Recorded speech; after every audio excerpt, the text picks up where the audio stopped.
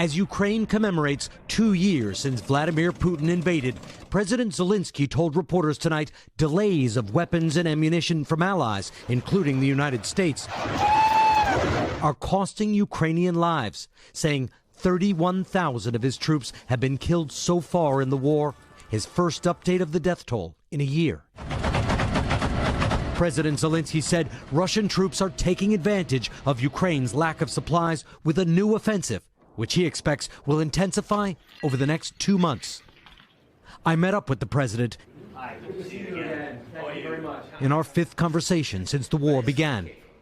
The president began by saying Ukraine has no choice but to keep fighting because the cost of losing to President Putin is everything.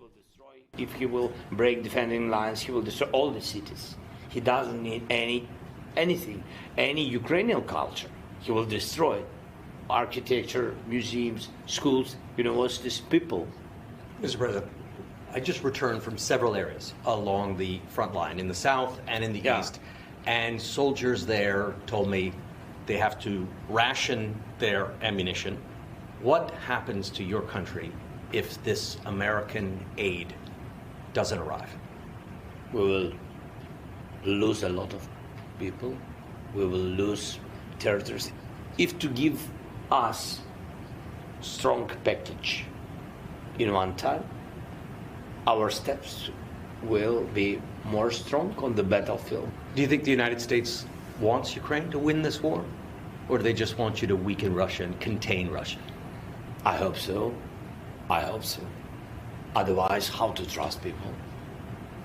It's so difficult to live without any trust. So we count on our partners. You said that you believe this year is a turning point year for Ukraine because of, in part, U.S. elections. You pointed specifically to the U.S. elections. Are you talking about Donald Trump? Are you worried that Donald Trump could pull the plug? I hope he will not stop. If he will be the president, that is the decision of your people, of course. And I hope that the policy of the country will not change. I count on the American people. President Zelensky also outlined a peace plan to end the war, with Ukraine presenting its terms to Russia this spring, followed by direct talks. The Kremlin has already rejected the proposal. Kate?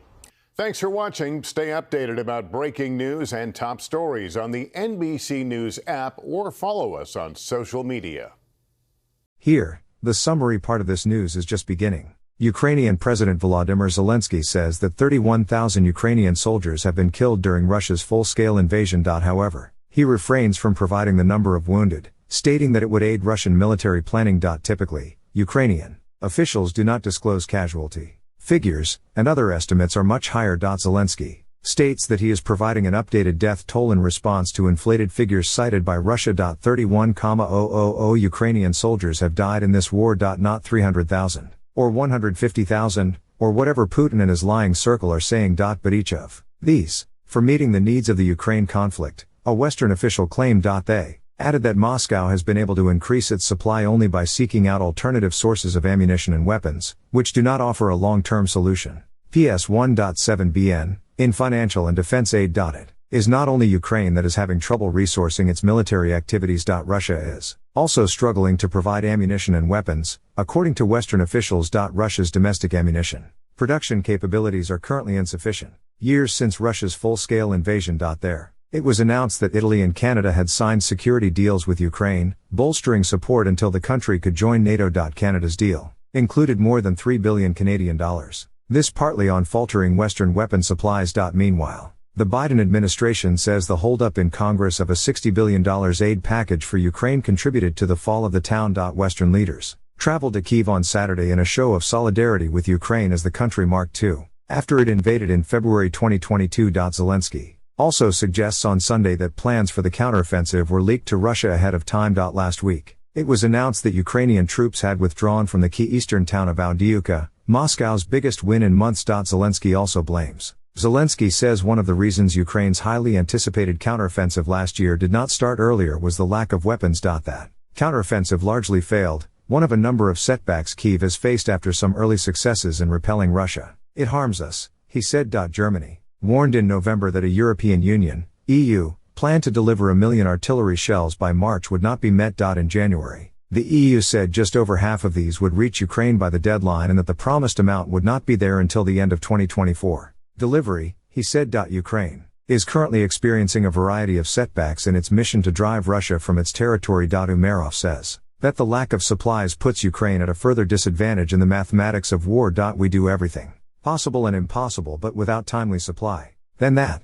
In February, the UK's Defence Ministry estimated that 350,000 Russian troops had been killed or injured. Zelensky's address comes after his defense minister, Rustam Umerov, called out the country's Western allies for delays in military aid. At the moment, commitment does not constitute losses. Zelensky says 180,000 Russian soldiers have been killed and tens of thousands more injured. However, BBC Russian, in a joint project with the Mediazona website, has established the names of more than 45,000 Russian servicepeople who had died, but it estimates the total number to be greater. Many were deported. It is rare for Ukraine to provide a military death toll, and other estimates suggest a much higher number. U.S. officials, in August, put the number of Ukrainian soldiers killed at 70,000 and as many as 120,000 injured. In terms of Russian losses, Zelensky says 180,000 Russian losses is a great loss for us. Speaking about broader losses in the war, Zelensky says tens of thousands of civilians have died in areas of Ukraine occupied by Russia, but the true number is unknown. I don't know how many of them died, how many were killed, how many were murdered, tortured, how